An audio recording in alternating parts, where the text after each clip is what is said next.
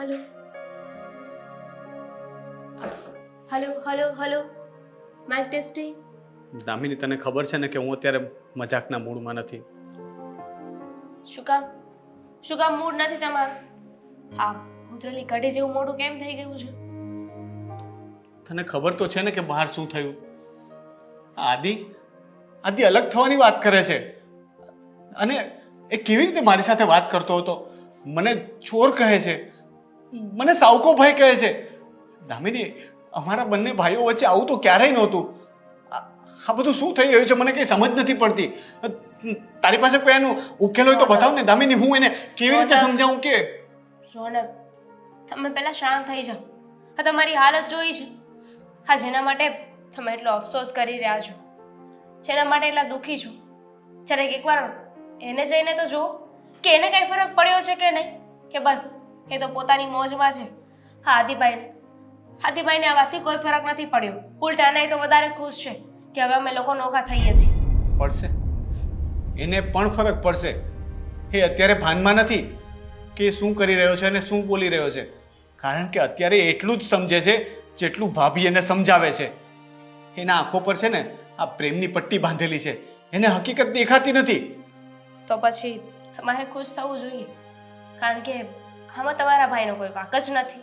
જુઓ ને, તમે જ તો કહ્યું કે આ બધું ભાભી કરી રહ્યા છે, ભાભી ઊંધી પટ્ટી પડાવી છે.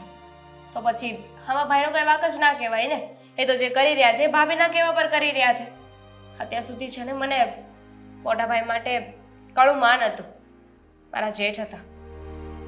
પણ આજે જે થયું છે ને એના પરથી એમના માટે જે માન સન્માન હતું ને એ બધું જતું રહ્યું છે. હવે મને એમના પ્રત્યે કોઈ લાગણી નથી રહી. તું આવું ન બોલ દામિની. ભાઈ છે મારો. એ સગો નથી તો શું થયું? ભાઈ તો છે ને. અને મેં કે મમ્મીએ ક્યારેય ને સાવકો માન્યો જ નથી. મને સમજ નથી પડતી કે આ બધું એના મગજમાં આવ્યું ક્યાંથી. ભાભીએ નાખ્યું છે. સીધી એ વાત છે, કેમ સમજતા નથી? હવે છે ને આ ખોટું લગાવવાનો કોઈ મતલબ નથી. આ ભાઈએ જે કરવાનું હતું ને એમને કરી લીધું છે. હવે જો એ પોતાને સાવકા સમજે છે તો સાવકા સહી.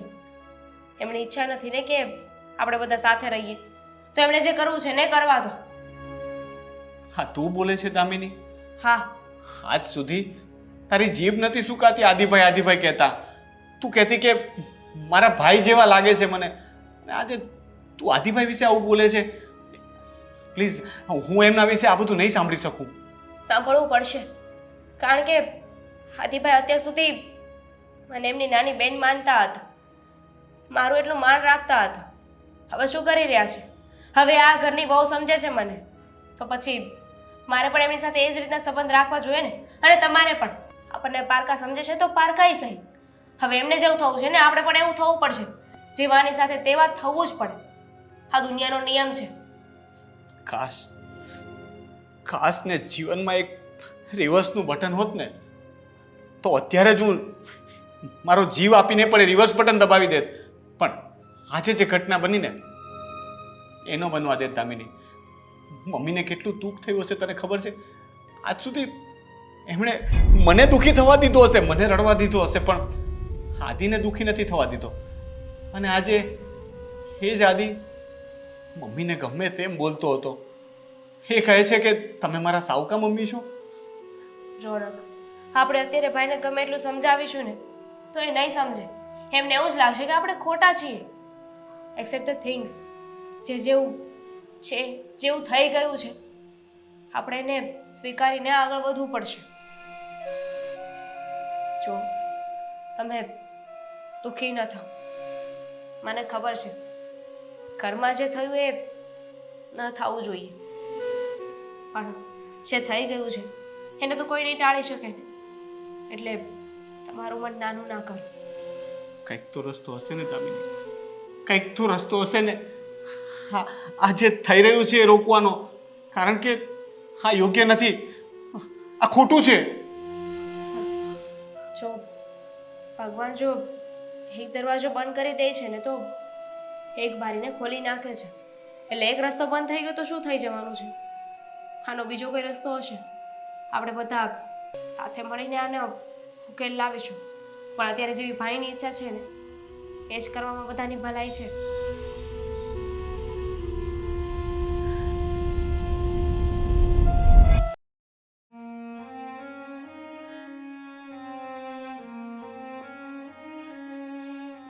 અમે જઈ રહ્યા છીએ આ ઘર છોડીને. હવે શાંતિથી રહેજો આ ઘરમાં. મમ્મી, આ તો શું બોલે છે એનું ભાન છે તને? બધું જ ભાન છે.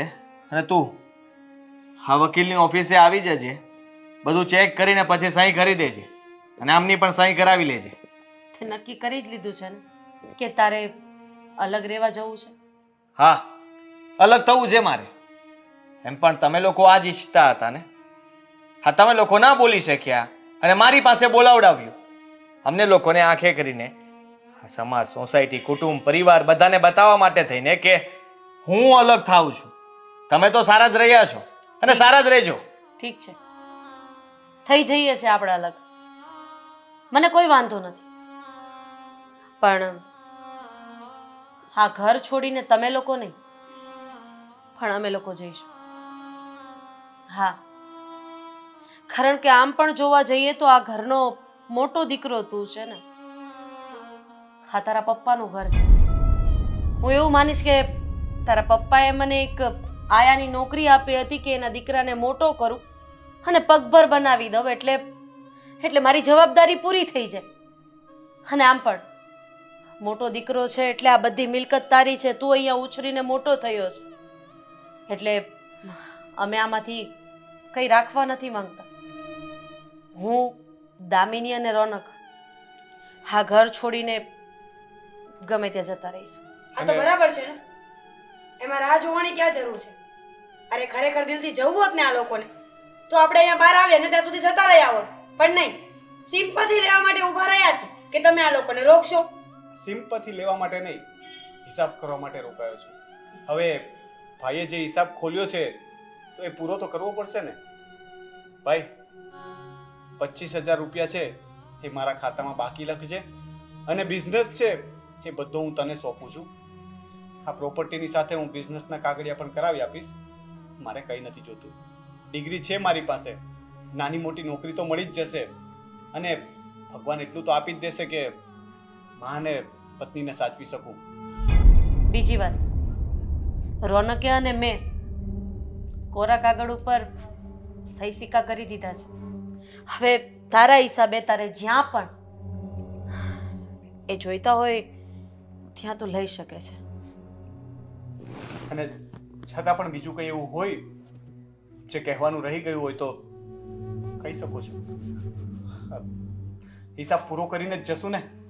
કદાચ ભાભીને કંઈ કહેવું હોય તો. એ શું કહેવાનું?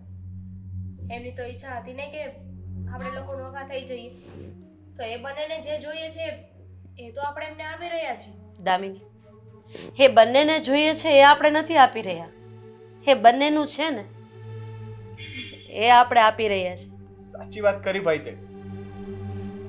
કદાચ આપણા સંબંધો સાવકાના છે પણ ખરેખર સાવકા તો અમે કહેવાઈએ ને.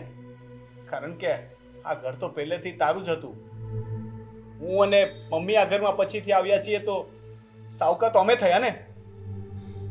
એટલે તને અમે ક્યારેય સાવકો નથી ગણ્યો પણ તું અમને સાવકા ગણી શકે. છીએ અમે સાવકા અને એટલા માટે જ હવે જે તારું છે તને સોંપીને જઈએ છીએ. જો આદિત્ય, અત્યાર સુધી તને સાચવવામાં કદાચ એક સાવકી માં તરીકે મેં કંઈ બાકી નહીં રાખ્યું હોય. તને માર્યો હશે, તારા ઉપર હાથ પણ ઉપાડ્યો હશે, તને વગર વાકે ખીજવાઈશ પણ હોય, એટલે મને માફ કરી દેજે. શું કરો છો તમે? અરે અમે તો સાવકા છીએ ને બેટા, અને જો સાવકા લોકોને છેલ્લે માફી તો માંગવી જ પડે ને. અને અહીંયા બેઠા બેઠા હું તારા પપ્પાની પણ માફી માંગુ છું કે તમારા દીકરાનું જતન કરવામાં ક્યાંક ને ક્યાંક મારાથી કંઈક કમી રહી ગઈ છે. ભૂલ મારાથી થઈ ગઈ હશે તો જ મેં આવો વિચાર કર્યો હોય ને. જુઓ, મને નહોતી ખબર કે તમે આ બધું મને આપી દેવા માંગો છો. અને એમ હતું કે કદાચ મિલકતની લાલચમાં તમે લોકો ના પાડી દેશો, પણ એવું તો ન બન્યું. આદિ, શું કરો છો?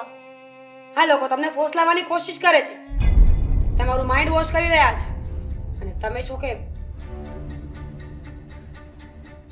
એક શબ્દ પણ ના બોલતી. હા, આ લોકો મારો માઇન્ડ વોશ કરે છે કે તું?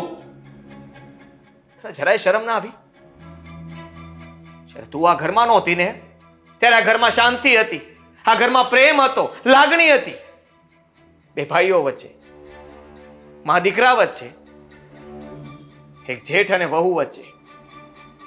પણ તારા આવ્યા પછી હું હંમેશા તારી વાત માનતો રહી. મને લાગ્યું કે આ લોકો તારી સાથે વારો તારો કરે છે. આજે સાબિત થઈ ગયું કે તું ખોટી હતી.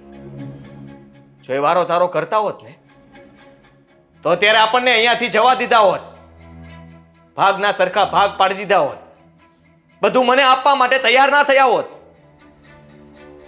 વેમ છે તમારો, સારા બનવાના ખાલી નાટક કરે છે આ લોકો. હજુ પણ કહું છું, આ લોકોની વાતોમાં આવવાની કોઈ જરૂર નથી. તમારો ભાગ લઈ લો અને કરો આ લોકોને ઘરની બહાર. તમારી હિંમત ના હાલતી હોય ને તો હું ધક્કા મારું. બરાબર છે, ધક્કા તો મારવા જ પડશે, કારણ કે ધક્કા માર્યા વગર આ લોકો બહાર નહીં જાય ને. આ ધક્કો મારવો જ પડશે તો જ અહીંયાથી જશે ને. નીકળી જા મારા ઘરમાં. આદિ, આ શું કરો છો? હા, આદિ, તું આ ઘરમાં ના જોઈએ મારે. ભાઈ, આ શું કરે છે? બરાબર કરી રહ્યો છું. ના ભાઈ, જે મારે પહેલા કરવાની જરૂર હતી એ અત્યારે કરી રહ્યો છું. ના ભાઈ, આ તું ખોટું કરી. હમણાં લોકો ઉપર મેં શક કર્યો, મમ્મીને ના કહેવાના શબ્દો કીધા, એ ફક્ત આના લીધે. છોડો મારો હાથ. બિલકુલ નહીં છોડું. ભાઈ રહેવા દે ભાઈ. જા, આદિત્ય, તારી માં પાસે જા ઉપર. ભાઈ, આદિત્ય, આ શું કર્યું ભાઈ તમે? માફ કરજો. તું શું કામ માફી માંગે છે? કોઈ દિવસ તમે લોકોએ મને સાવકો નહોતો ગણ્યો, પણ હું જ આની વાતમાં આવીને સમજી બેઠો હતો કે તું મારી સગી માં નથી, આ મારો ભાઈ નથી, તમે લોકો મારો પરિવાર નથી. મારાથી બહુ મોટી ભૂલ થઈ ગઈ.